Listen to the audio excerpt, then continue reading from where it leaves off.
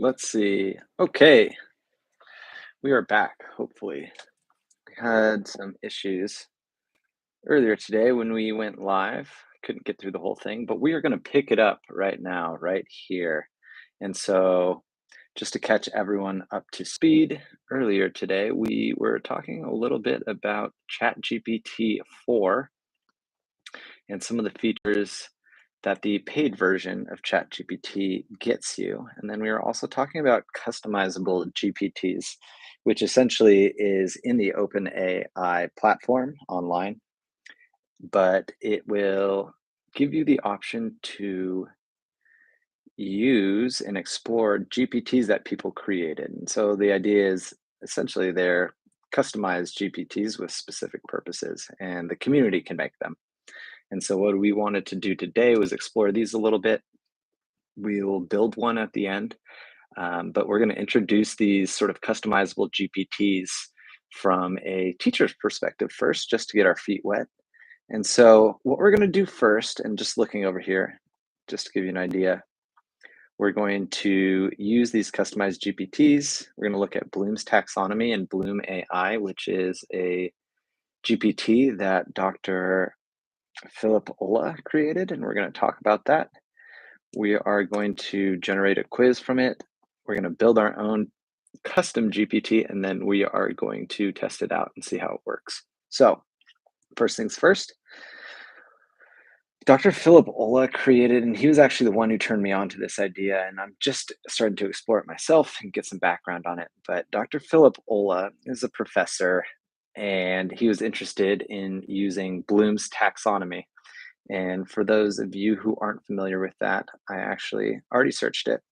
And just to give you the AI definition, it's a framework for categorizing educational goals created by the psychologist Benjamin Bloom in 1956. It divides educational objectives into domains: cognitive, affective, psychomotor.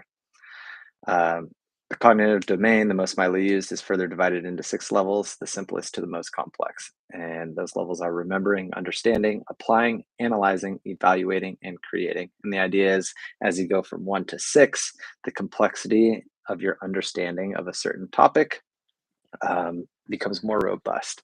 And so, how this is useful is if you could think back to sort of the educational system when you are in elementary school, even beginning of high school, there's a lot of remembering and understanding going on, memorizing facts, explaining ideas that you just read about. And then when you get to the applying, analyze 3 and 4, you get into more nuanced information and have to do some critical thinking. And then as you get to evaluating and creating, aka synthesizing, you're really at that research level, that graduate student level, where you're not just reading and regurgitating information, you are reforming it, combining ideas, bridging knowledge, that sort of stuff. Anyway, that is my 1 minute introduction on Bloom's taxonomy. And why this is important is because our friend Dr. Philip Ola created his own GPT that only focuses on this taxonomy.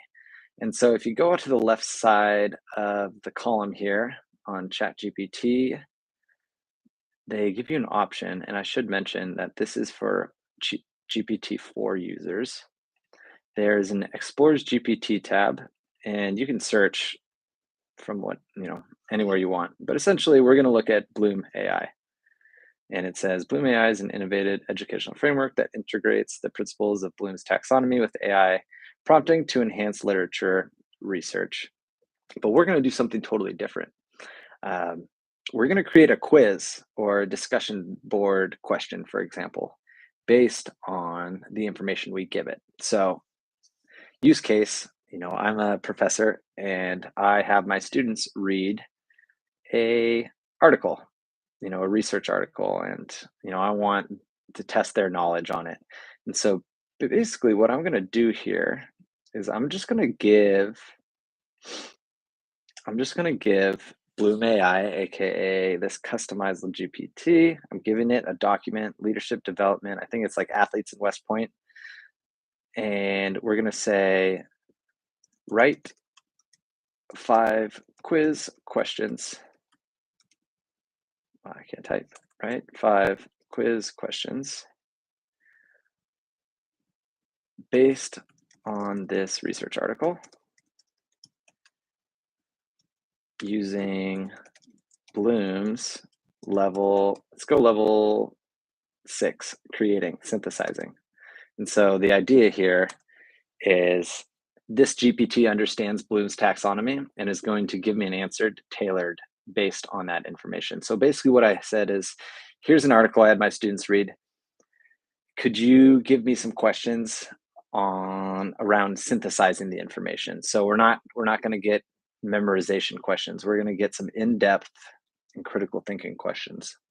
And so just looking at the first response, based on the findings from the article, create a detailed proposal for a leadership development program for high school athletes that incorporate key elements identified at West Point.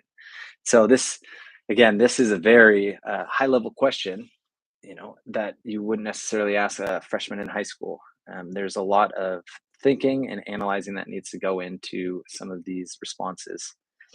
And so let's look at this answer. Drawing on the emphasis, design a workshop for high school sports team captains. It could aim to enhance leadership skills. Okay, that's not bad. So just so we get a better understanding of what this can do for us, let's say write a 5 question quiz. Come on, 5 question quiz based on this research article using Bloom's level 1, which is remembering. So we're going to ask it the same question and see what kind of questions it gives. So maybe I'm an 8th grade leadership teacher and I want to quiz them on this really fascinating research I found. And so now we're looking at level 1, which is the remembering and memorization step. And so you can see these are very simple. What is the primary focus of this research article?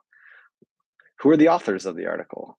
What institution is the article focused on? So really, it's just checking to see that you read, that you understand what you were handed. Not a whole lot of critical thinking needs to go into this. It's just a test of memorization. Anyway, getting into the weeds, that's Bloom AI. And all it is, it's a GPT that has specific parameters and a specific knowledge base. And so in this case, this is Bloom AI that's here to generate information for teachers mostly around that taxonomy. So what we're going to do next, and I love that. It's new to me, and the ideas, obviously, as a professor myself, are endless. But what we're going to do next, and this will be interesting, we're going to try to build our own.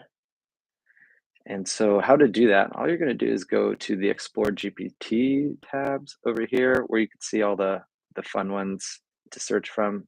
Right for me. Oh, that'd be nice. And all we're going to do is create. And it brings us to a little dialogue here and it says, "Hi, I can help you build this." Say something like, "Make a creative who helps generate visuals for new products," or "Make a software engineer who helps format my code." What would I like to make? Let's let's make a professor of connectivism summarize research articles with 5 bullet points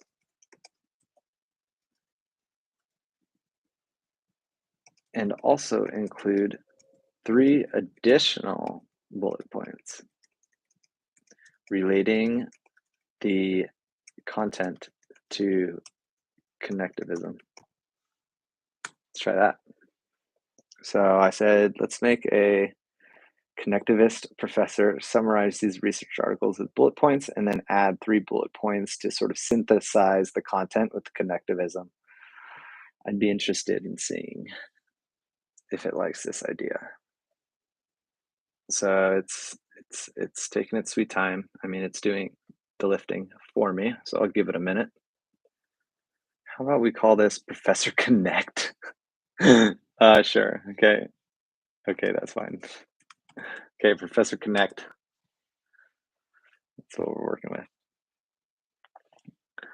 Professor Connect. Oh, it's generating a profile picture. Okay, so really doing the hard stuff here. So we're getting our branding out of the way early.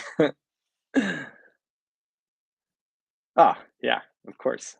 That's me, John Rawls. Yeah, we'll keep it. Okay, that's fine. Okay, so we got John Rawls, the connectivist professor. Okay, so let's refine Professor Connect. How detailed do you want the summaries? Should they stick strictly to reporting, or would you prefer some analysis and interpretation of the research findings within the summary?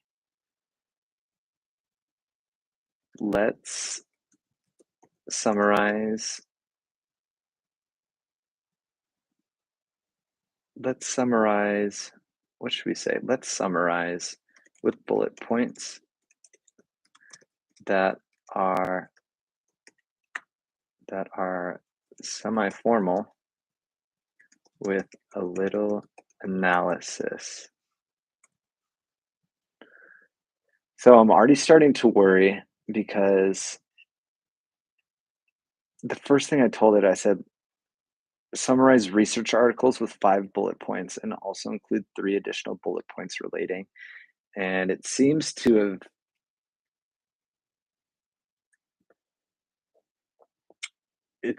be going a little off track because it's saying, how do you want these summaries? And I don't really want summaries, I want bullet points. So I'm already thinking this may not work as intended.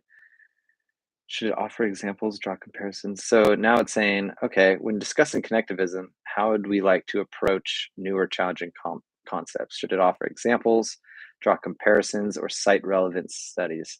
Let's say cite relevant studies and synthesize the theory with the content being studied.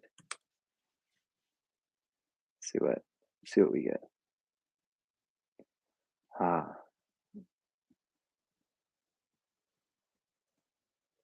The cool thing about this is you can kind of test it as you go. And so it has my little GPT here.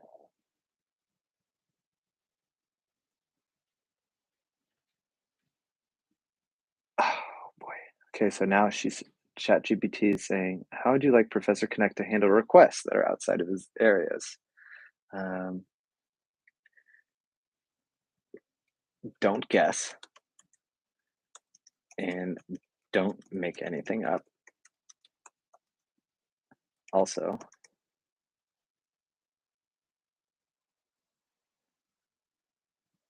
you can ask for clarification or offer guidance. Okay. I don't have very much patience for more questions because I feel like I was pretty, but that's part of the learning process. And so I can't remember what it's called. Maybe it's a cool name like promptology. How you prompt what information you're giving. That's very important tool chat GPT for here. So it says, let's try it out.